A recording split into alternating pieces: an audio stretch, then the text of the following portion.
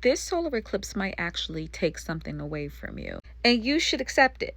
You should accept it. Now, solar eclipses are aligned new moons, and new moons and solar eclipses actually brings new things into our lives. However, this one is different. When I think about this solar eclipse, it reminds me of an idea of having to start something new in order to let something go. Now, we're already on the track, believe it or not, and we are following a discipline, a restriction, some type of change that is not what we typically do and not how we typically move. But this time around, for some reason, it's a little bit easier to follow this discipline, even though it's different from what we're used to.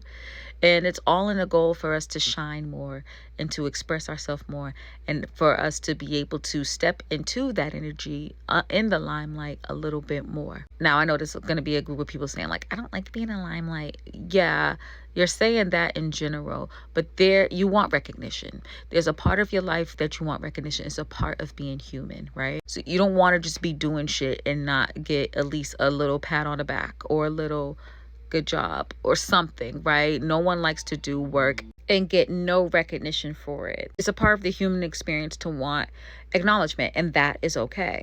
Now, think of it like this. Let's give an example. Say you want to change your body. You either want to gain more weight, lose more weight, whatever, get more toned, whatever. You just want to change your body to feel like you can shine, to feel like yourself, to feel like the best version of yourself on the physical. You know that you have to let go of the current lifestyle that you have in order to gain what you want.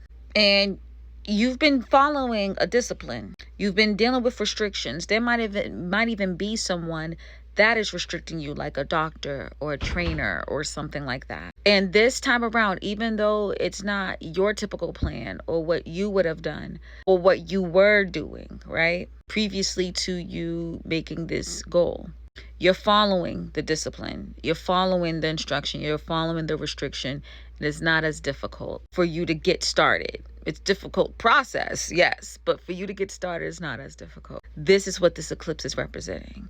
And it is because sun and moon are conjoined, creating a special new moon because it's in alignment. They're aligning with each other. That's why we can see the sun and the moon passing each other in certain parts of the world. That is called a solar eclipse.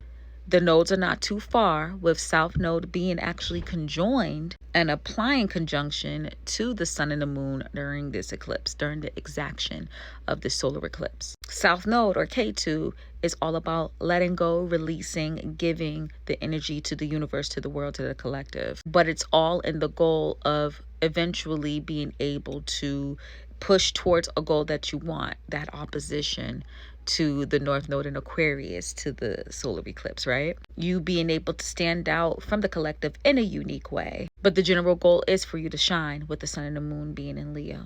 But there's a separated trine to Saturn. This has been something that you have been disciplined and working on. The restriction, this has been something that you've been working on or feeling the restriction for a while. And again, this could be a self-restriction. It could be a restriction from somebody else. But you've been feeling this discipline or restriction prior to this exaction of this solar eclipse, which again will be on August 12th. And it's going to be quite significant, especially if you have energy between 15 to 25 degrees of an air sign, a fixed sign, or a fire sign. Virgos ain't going to feel that energy that much. Pisces and Capricorns ain't going to feel that energy that much either. They might feel a little pinch, a little something. I would include Cancers in there because 15 to 25 degrees Cancer is semi-sextile to the eclipse. But Cancer's ruled by the moon.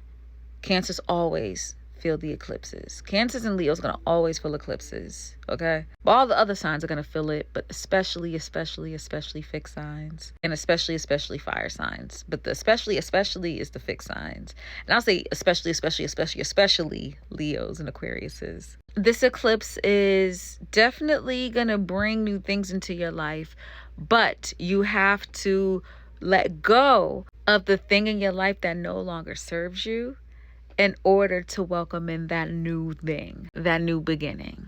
Sometimes the new beginning requires a restriction or a discipline that you did not choose. Remember, solar eclipses are fate-based, and so it's not about how do I make this change, is how do I go along with the changes that the universe and the cosmos are assigning to me, and how can I work with what I have to get what I want, flow within the energy. You get what I'm saying?